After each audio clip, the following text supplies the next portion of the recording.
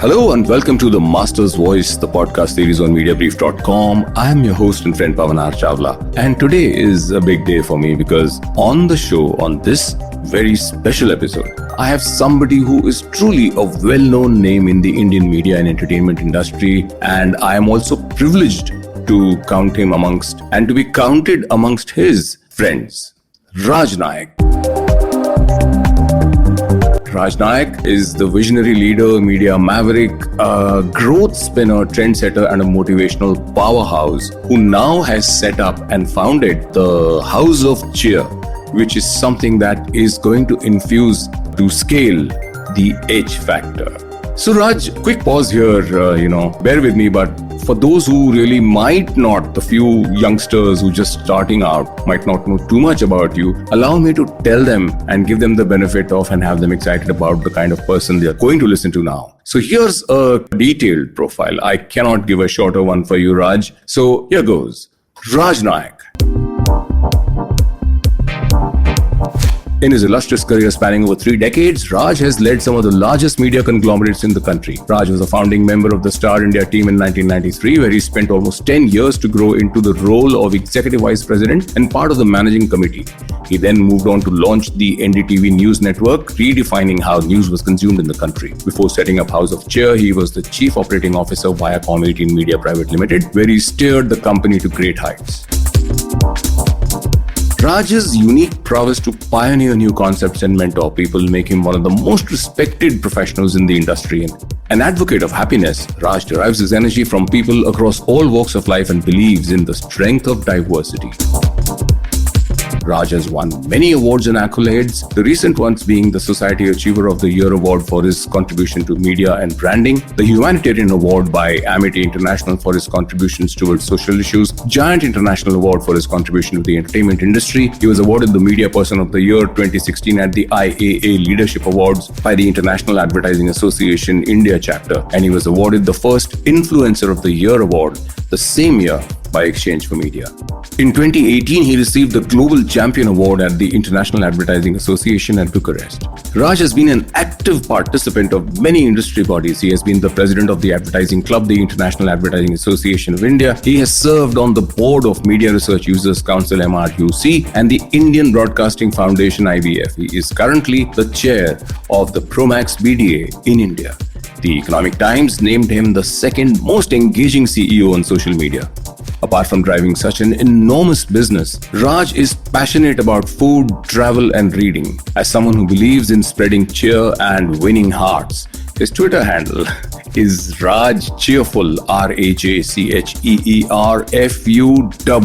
cheerful with 2 L's, and that reflects his overall personality. I wish you could see him smiling as we speak, but well, this is a podcast act. So that is the kind of stellar professional I have with me on the Master's Voice on Mediabrief.com. Raj, once again, thank you ever so much for being on the show. Thank you, Pavan. That was such a beautiful introduction. I mean, I'm blushing all over. But thank you. And I listened to the Master's Voice from Mediabrief, and I listened to many people. I must say, you do a fabulous job, and you got a fabulous voice. You're so kind as ever, No wonder you're cheerful with a double L, Raj. So that brings me to my first question. Let's start our conversation. And I'm sure a lot of professionals, especially youngsters who are starting out, and even your peers and everybody else in between will really benefit from this. So Raj, tell me, you drove Colors and Viacom to supreme success. And then you left a great successful network that you had such a big hand in building, and you set out to start something else from scratch and quite unrelated to what you had been doing so brilliantly well all your life. How and when did the idea of House of Cheer happen? Though I'm not at all surprised that you decided to do something about cheer, as your Raj Cheerful with a double L even on your social media handle. Twitter is that, isn't it? That's right. In fact, you're giving me too much credit for something that I single-handedly didn't have the role to play. No organization, I think a leader has a certain role, but he's only as good as the people that he has. And he's only as good as the management that supports him, because otherwise if you don't have the wings, you can't fly. As simple as that. I was lucky. Viacom was a great place to work, and it was a happy place to work actually. And I'll tell you how the thought of House of Cheer came was. I used to joke in Viacom. One of the things, it used to be taken as a joke, but I used to mean it. In our conferences, with my team, I used to always say that the job of the leader, the job of the CEO is that of, I have only one KRA, and that is to ensure that everybody who works with me wakes up in the morning and has that adrenaline rush to come to work. If I'm able to manage that, everything else will fall in place. And that was my, and I really believed that actually to a large extent. Great. And then came a time when, I was not getting that adrenaline rush. And initially I thought, because my mother had passed away and I was very close to her, so I thought that, that could be a reason. And just after that, my brother passed away. So I had a bad year actually on family front. So I thought that could be the reason. But when, you continuously over a period of time, you realize that, no, it's not changing. That's when I said, I need to move. Because if you look at my thing, I had a corner office, I had a great salary, I had a title, I had everything going for me. Right. I had the X factor, but what I didn't have was the H factor. Right. I was not happy. And if you put a pulse to my finger to my pulse and ask me why were you not happy, I wouldn't have been able to give you a reason. Okay. Because the organization was doing everything right from its point of view. It's only when I quit and I started speaking to people, I realized that the H factor is so important, and that's how I decided I'll set up House of Cheer. Wow. And it's been a little over a year since you launched House of Cheer. How has that experience been? I know the extended and completely unforeseen lockdown has crippled most enterprise. So how has the, should I say, interrupted journey been so far? In fact, while I said House of Cheer happened because I was not happy, but that's why I quit my job. But when I set up House of Cheer, it all happened by default rather than by design, because once I quit my job, I was like, what am I going to do? Maybe take a break. And I did. I took a break. I traveled to Maldives. I went to Japan. I went to the US. I went to Masai Mara. I traveled, all the things which I couldn't do in my during the hectic corporate life that I led. I decided I did that. And post that, when I decided what am I going to start, one of my colleagues, she gave me this name. She said, why don't you call House of Cheer? Because it goes with Raj Cheerful, it goes with your brand. Wow. And what we set out to do, we said we will get into the content business. That was our thought. But this H factor was nagging me. And that's when I said, if I can do something different, it's also, you need to reinvent yourself. You need to get outside your comfort zone. Right. And that's when we set up House of Cheer, where we said, create, curate, consult. Nice. And the happiness.me, which is now part of House of Cheer, is part of our consulting division. Excellent. And how's the journey been so far? I know it's been an interrupted journey and it still is interrupted, but I know that you've been doing a lot of really nice things. How has it been so far? Tell me. It's been an exciting journey. It's been a very challenging journey. Hopefully someday it will be a rewarding journey. But the fact is that just when we were starting, and it took us a lot of time, especially this happiness part of it was something that was alien to me from an academic part of view, but from a practical part of view, there was a lot of knowledge that we are bringing to the table, having led organizations.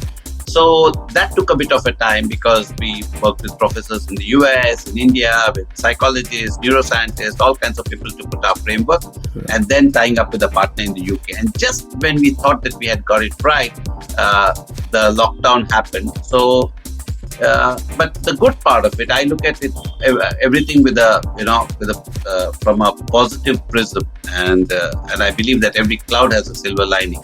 And in that kind of a scenario, one of the things that happened was a lot of things that I wouldn't have learned in the normal situation, I've learned. Like doing this podcast with you, doing a show, or becoming a little more tech savvy. And also, I think realizing that there is so much you can do without actually having to go out, and there's so much time you can save, and you can be that much more productive. So it's taught us a lot, and it was a big question that we had within ourselves, saying, is this the right time to launch a happiness product when the world is going through all kinds of different emotions? Right. And we felt that the best time to do it because, expectations from you are going to be very low. Right. And two, this is also the time when people actually need it. And that was the thought, that's how. But it's been challenging. I mean, if you ask me, it hasn't been easy.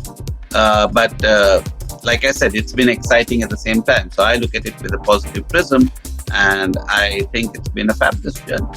In fact, your answer actually covered my next question and the observation I wanted to start it with, which is House of Cheers an extremely promising and I dare say in today's day and age, a very relevant and much needed happiness quotient service. So I don't believe that Raj would say and that, okay, it is a good time to start also because expectations are low. You're the one who has set the standards in the industry. So it's just your usual self-effacing way of looking at things. But describe House of Cheer now in terms of the specific promise it makes and how it would actually really help energize businesses by an infusion of happiness-inducing services or advice to those places that lack or have a low happiness quotient, if I may call it that. First, the name itself describes the organization, and our sole purpose is to spread cheer and happiness in this world. That's a single line objective. Right. Anybody whose lives we touch in whatever business we do, anybody who works with us, we should be happy. They should all be happy, and that's the first premise. And we've broken it into three parts. Like I said, create, curate, consult. Right. And right now, happiness.me, which is our happiness quotient part, is something that we've tied up with a human insights partner from the UK using their neuroanalytical tech platform. And this is where we measure happiness quotient of corporates. And we are slightly different from everybody else for the simple reason that people have always measured what people think. Nobody has actually gone and measured what people feel. People, and ours is a lot of science, a lot of academia, but a lot of what differentiates us is our practical knowledge. We have walked the talk. We have led organizations, and we know the smallest nuances that needs. It's not about just saying something, but it's doing big things. It's about doing the small things. Right. And we measure it. We do the diagnostics, and that's the part of the happiness part. Okay. And soon you will hear, hopefully in a couple of months. All our plans have got a little bit derailed now. You'll hear House of Cheer Studio, and House of Cheer Studio will create and curate content in different forms of media. Wonderful.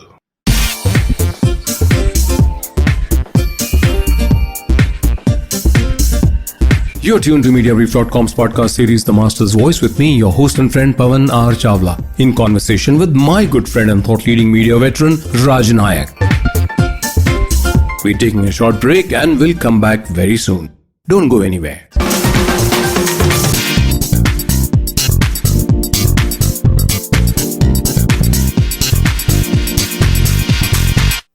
And we are back with the Master's Voice podcast series from Mediabrief.com. I'm your host and friend Pavan R Chawla.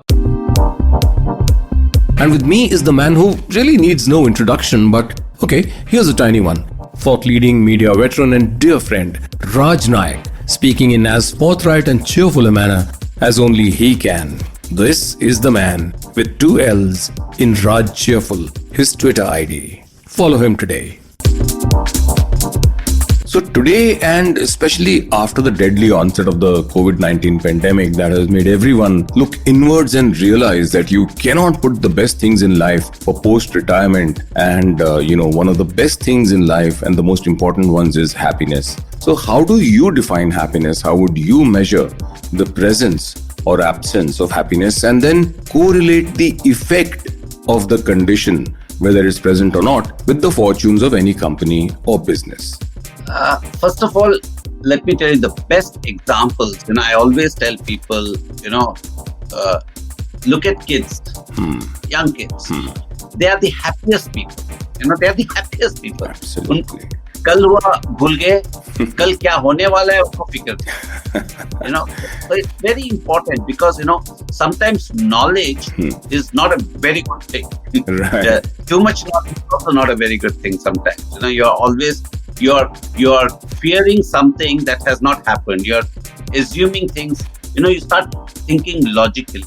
And one of the biggest thing about happiness is, and this science has proved, just for information, that among all the human emotions, if you had to do a heat map, and the scientist has done this, if you do a heat map, the emotion that covers your whole body, guess what it is? Happiness. Wow. I actually, when I was studying and was speaking, I actually thought love would be, and that was my first reaction. But it's happiness. And that encompasses everything, because if you're happy, everything falls in place. When you're happy, you're magnanimous, you are more giving, you are more outward looking. Let me give you an example. I keep saying this. Even in an office, you go and say, boss ka mood kaisa hai? Right. It's as simple as that. Mood kaisa hai? Acha mood hai to chutti mangenge. Appraisal ke saath karenge. So as simple as that. These are small little things. Right. So it's a primary emotion, and that is something. I think one of the challenges that has happened now is people working from homes and people working from different places.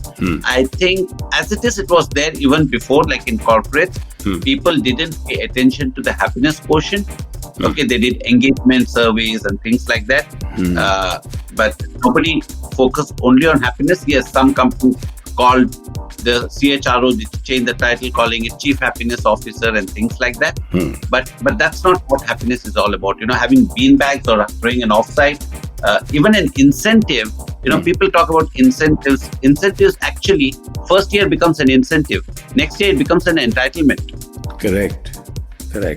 It becomes an entitlement. When the money hits the bank, for that day the person is happy, and 3 days later is forgotten about. But if you are able to do small tweaks and make people happy, that is what. It's not about happiness, because happiness is it's momentary. Like you could be very happy now, 2 hours later you may get a phone call and you may be unhappy. So what is most important is to seed happiness, and that seed happiness happens when you consistently do small tweaks, and that's where our expertise comes in, where we can create an environment of sustained happiness. Which is based on advice that you give once you've measured the condition. Yeah. Right. Wonderful.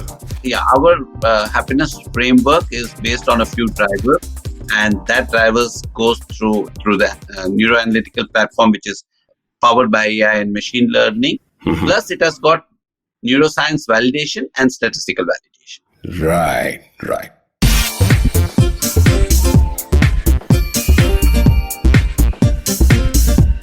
You're tuned to Mediabrief.com's podcast series, The Master's Voice, with me, your host and friend Pavan R Chawla, in conversation with my good friend and thought-leading media veteran, Raj Nayak. We're taking a short break and we'll come back very soon. Don't go anywhere.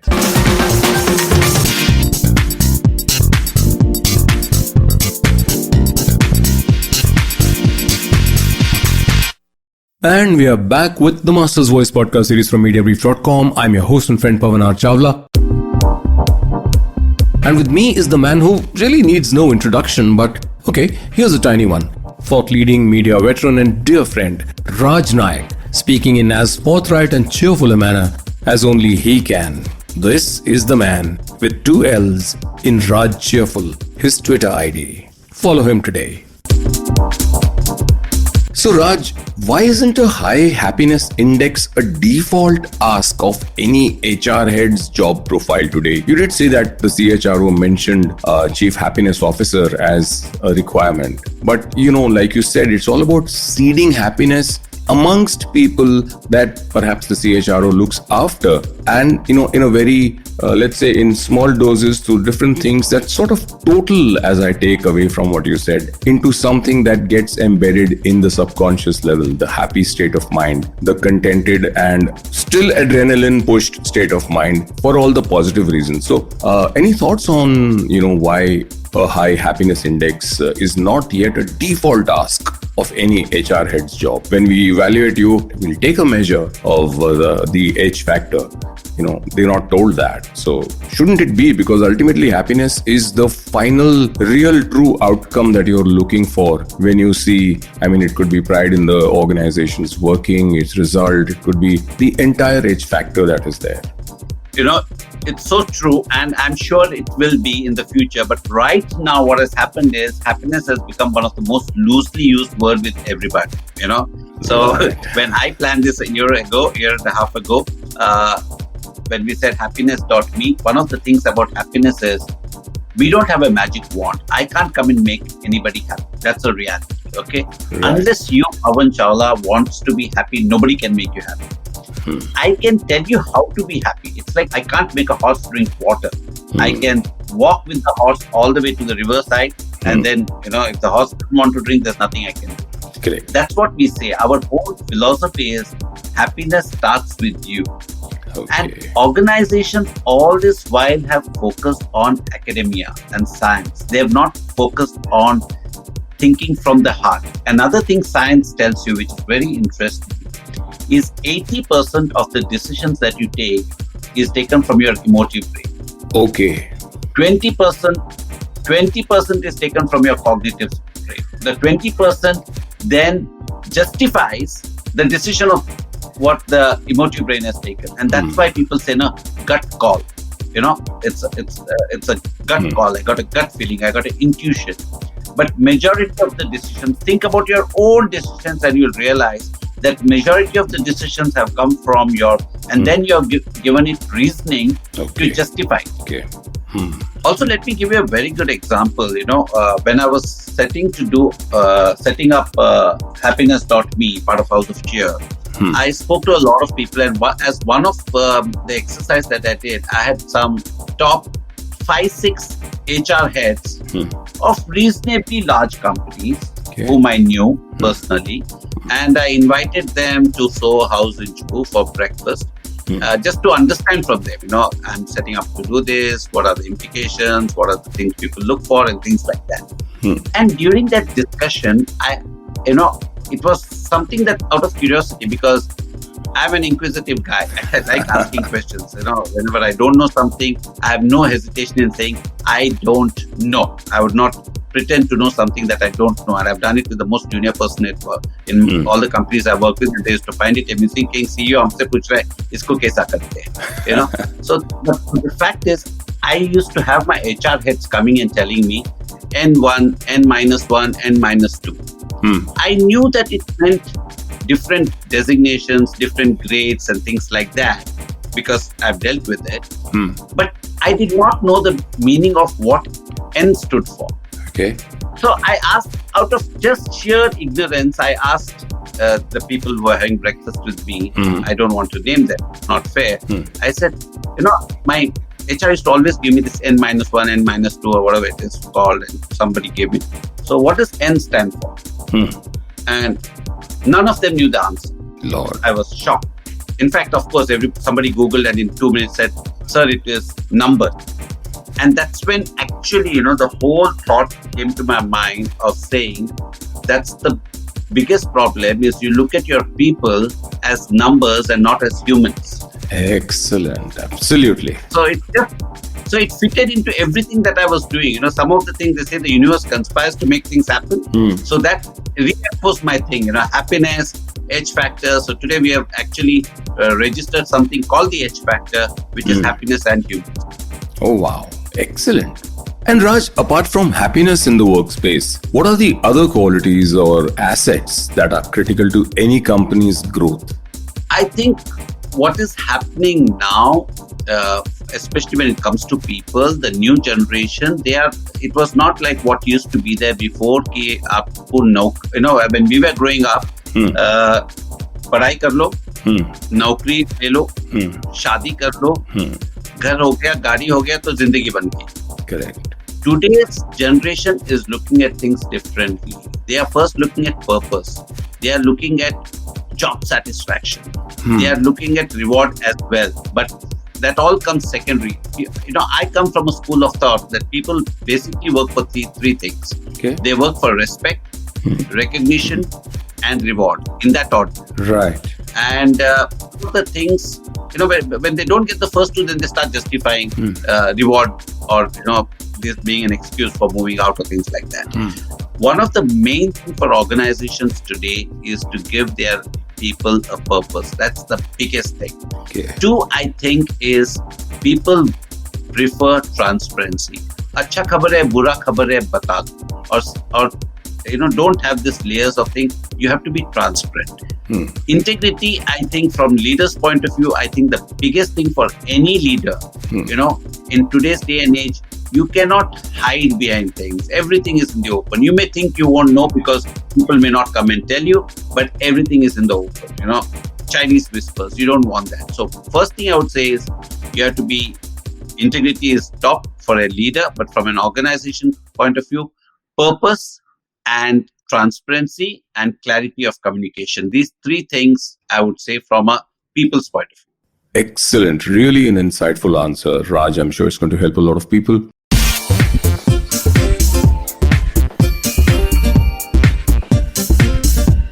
You're tuned to Mediabrief.com's podcast series, The Master's Voice, with me, your host and friend, Pavan R Chawla, in conversation with my good friend and thought-leading media veteran, Raj Nayak.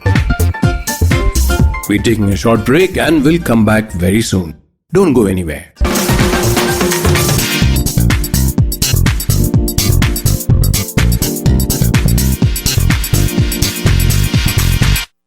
And we are back with the Master's Voice podcast series from Mediabrief.com. I'm your host and friend Pavan R Chawla.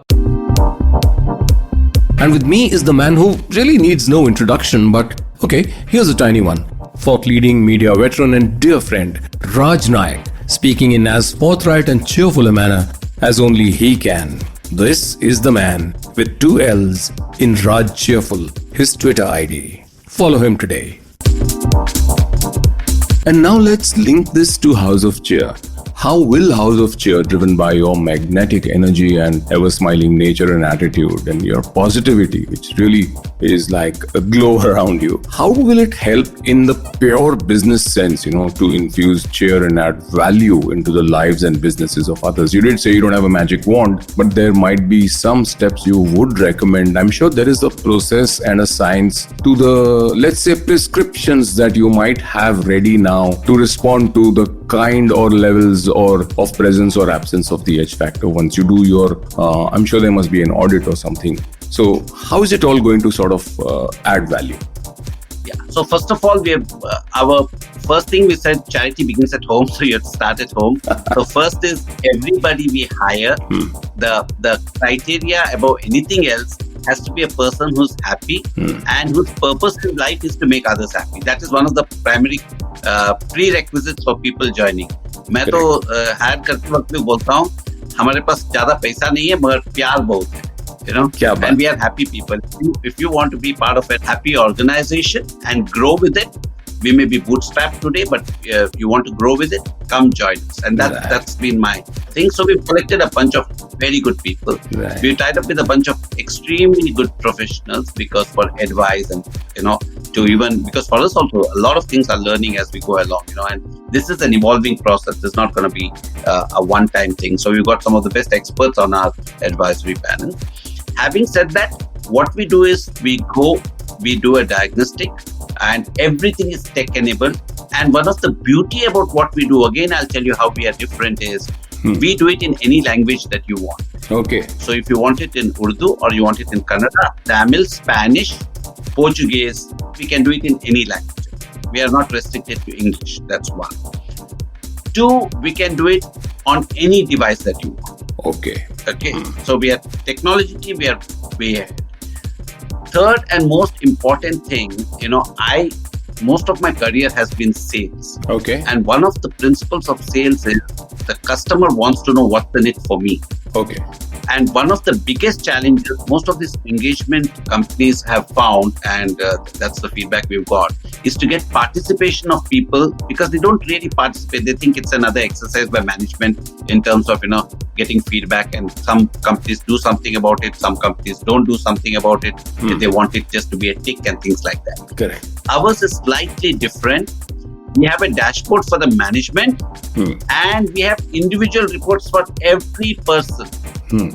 For every person, we have an individual report. And that's what makes it exciting, because the person is actually able to sit down and see where I stand vis-a-vis my organization. And that also brings in a lot of transparency. And if you want happiness, transparency is something you can't say, I will not be transparent with my team. I want to do this. And then you're just doing a tick mark. That's a different issue. But if you really want to bring happiness, if you want to create that environment of happiness where you feel it, my whole thing is you should feel it. It's not just a dashboard and then you show the needle moving and things like that. But actually, if you walk into that office, you should feel that this is a very happy office. And to create that thing, you have to be as transparent, as open, and receptive to change. Really very interesting. And what can a company management do after they measure the happiness quotient of their teams across various levels? So the way, again, I make it as simple as possible. We come and do a complete health checkup. Okay, so we'll tell you दिल की बीमारी है, kidney का बीमारी है, या कुछ भी नहीं है, fully fit हो. We tell you all that, right? I mean, we do a complete diagnostics. Okay. And then once we find that there is a problem or there are some weak areas that need to be tapped, what we do is we do a deep dive, and then we suggest that this is what you need to do. And in most cases, we try to do things where it doesn't cost the company much money. Just need to do small tweaks.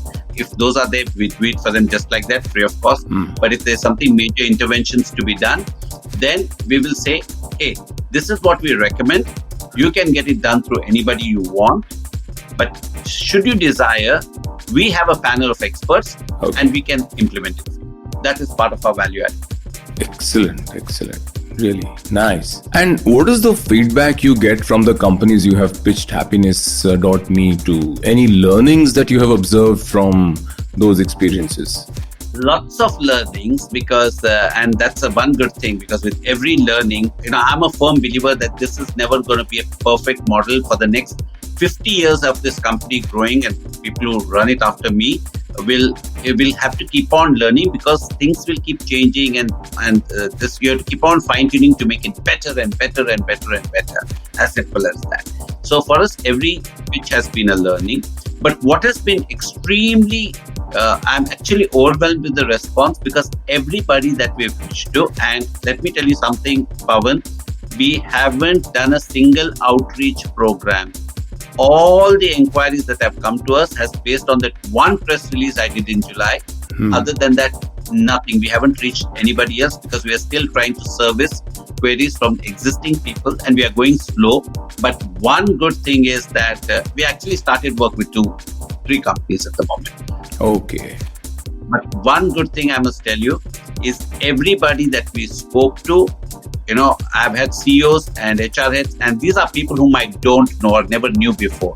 Okay. Who given us 1.5 hours, 2 hours time to go through the whole presentation and to asking queries. And each one of them have told us that you are different. You speak more stuff which is more practical, which is more relatable, and it's just not. In fact, one HR head told me, Raj, if you think you're the first person coming and trying to sell us happiness, you're mistaken. For the last 10 years, hundreds of people have been peddling happiness to us, but your model and your thought process is completely different from theirs. I shouldn't be saying this, but one of India's large corporates called us, and out of 18 people that they had globally, we got shortlisted to the top 6. Wow. And we were supposed to go to the top 3, and I was very confident we would do that. Unfortunately, we didn't go to the top 3, and my colleague wrote to them and asked them, can you tell us, again, I wouldn't want to name the corporate, can you tell us what is that we didn't do right, so that we learn, right? So that we learn, we are a new company and we would like to improve if we are failing in any area. And they wrote back and told us that you were good in every respect. Only reason is because we are such a large organization and you don't have the experience of having worked with a large organization, we will still do work with you, but this time we just want to, we don't want to take that risk. And I understand, if I was in their position, maybe I would have also, they just can't give it because they like it.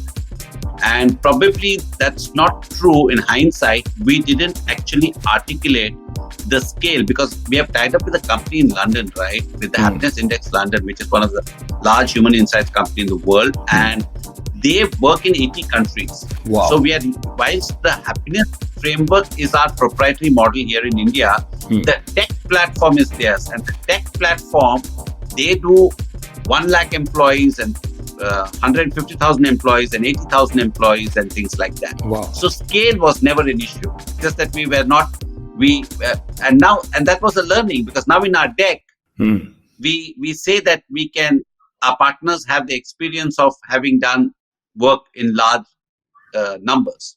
Okay.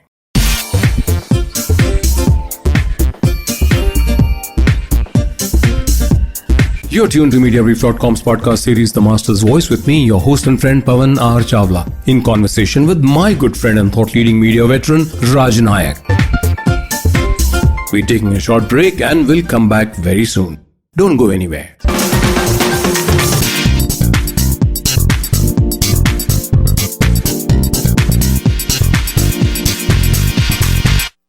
And we are back with the Master's Voice podcast series from Mediabrief.com. I'm your host and friend Pavan R Chawla. And with me is the man who really needs no introduction, but okay, here's a tiny one. Thought-leading media veteran and dear friend, Raj Nayak, speaking in as forthright and cheerful a manner as only he can. This is the man with 2 L's in Raj Cheerful, his Twitter ID. Follow him today. Raj, let's shift gears a little. You're a leader who has a truly respected voice on all ongoing issues and concerns in the industry of media broadcast. And I wouldn't get a better leader than you to ask this question.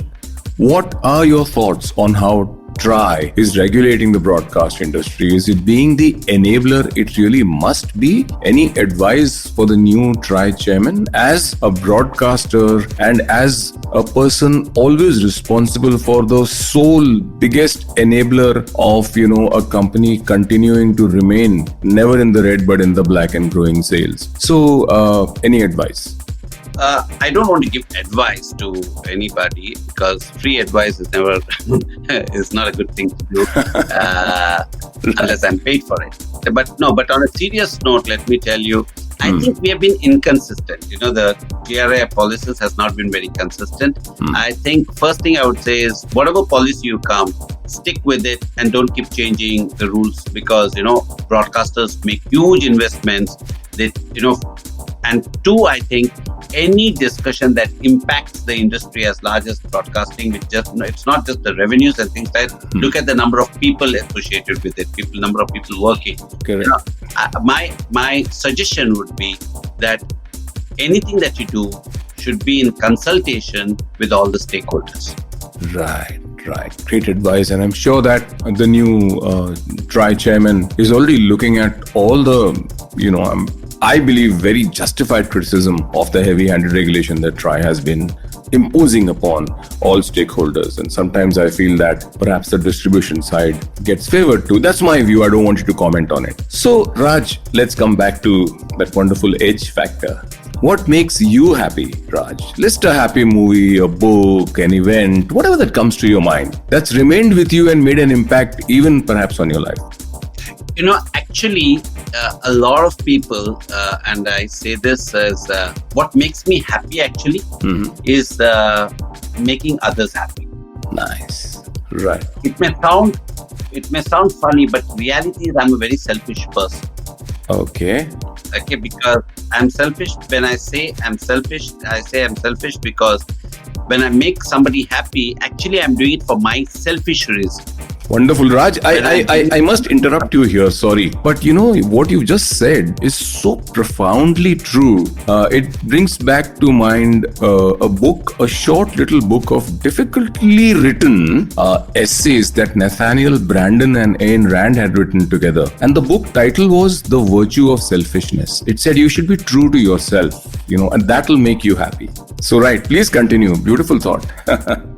Text me the name again and I'm going to buy that book and read it. Okay. But my thing is, every time I've done something, I've gone out and I've, in Delhi, I used to just dress up as Santa Claus and go through the slums and things like that. Wow. I've done this as well. Wonderful. For many years in Delhi, I've done it. Bombay, I stopped the practice. I don't know why now. Right? But whenever I give somebody something or I do some, whatever my own little way of doing things for society, when I do, I feel happy, and but then when I introspect, I do it for my selfish reason. I'm doing it not because I didn't want to do it. I'm actually doing it because that makes me happy. So for me, making others happy is what makes me happy. Nice. And I'm also a firm believer, you can only give what you have. Right. If you don't have money in your pocket, you can't do any charity. You can't donate any money, or you can't give anybody else something. You can't help others. So first, you have to be happy. Right. If you are a happy person, like I said before, happiness is, something that the moment you have it, it oozes. Everything around you changes. You illuminate the surroundings around you. And you become magnanimous. You start giving more. And that is why, first I say, if you are able to be happy yourself, half your problem is solved. And for people who haven't taken it seriously, it's a conscious effort that one needs to make to be happy. And for organizations, I think it should be part of the KRA, saying that how are we gonna, like you have different things. You should say, how are we gonna make our people happy? Because if you make your people happy, it has got multiple benefits for the overall organization. I can detail out things, but this is a candid chat with you, so I'm just, speaking without even thinking. Yeah. Right. And to end on an unhappy note, yes, just turning endings on their head. What makes you unhappy? What makes me unhappy is what's happening in the world today. Makes me unhappy. When I see people, not chasing their life instead of, chasing everything else. When people don't realize that, everything is momentary, tomorrow may never be there, and live for today. I see all the toxicity that's going on in the world. That makes me unhappy. And in my own little way, I try to change it. But I hope and pray that sense will prevail. And I really fail to understand how the human race actually doesn't get it that, we are all same. We are not born into any country, religion, it's not in our hands. We come unprepared. Somebody's just decided to bring us into this world, and somebody's going to take you away from this world. Our destination is the same, right? Everybody's destination is the same. Some of us will reach there faster, some of them will reach there slower. Okay, and that's probably the only destination where you don't want to reach faster. Right. But having said that, in spite of all that, in spite of education, in spite of lateral thinking, this basic thing that humanity is greater than everything else, not registering with the most educated people is what saddens me. That's what makes me unhappy. But I look at it, that's part of evolution, that's reality. And one of the good thing about, not being unhappy is you have to accept things. The moment you accept things saying this is what it is, then fine, it bothers you. I wouldn't say it makes me unhappy, it bothers me. But I can't change my happiness quotient because of it. So I have to immunize myself from the toxicity so that my state of happiness doesn't go down. Wow. Have I made sense? Eminent sense. Thank you ever so much, Raj. Anything else I haven't asked you that you might like to share? What is your favorite happiness quote? Sorry, I'm becoming cliched here, It's like the 5 questions you ask celebrities, and this is one of them that sort of goes, favorite this, favorite that. But I can quote many things, but a simple line, if you want to be happy, make others happy. Nice. As simple. Nice. Wonderful. Simple line. Wonderful. If you want to be happy, make others happy. And you will see it. You will see it. Happiness is it's like a boomerang. Right. It'll come back to you. So you just make others happy. Try it today. And happiness, and that doesn't mean make others happy means you have to go and give some daan, or you have to go and give some money. Nothing. If you're walking on the street, just smile at a stranger. Just one smile of yours, and see the smile that comes back. See what it does to you. Wonderful. Right. Wonderful. Just right. When you go to a mall or something, somebody's walking past you, just give the person a smile and see what happens. Wonderful. So thank you very much indeed, Raj.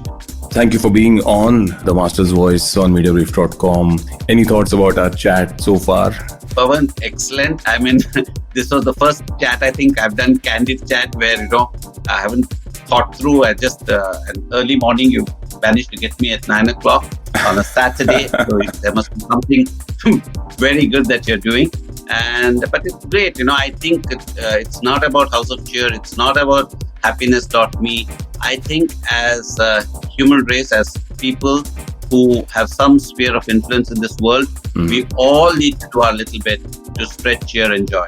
And I think if we all try and do that in our own little way, the world will become a much better place. Thank you, Raj.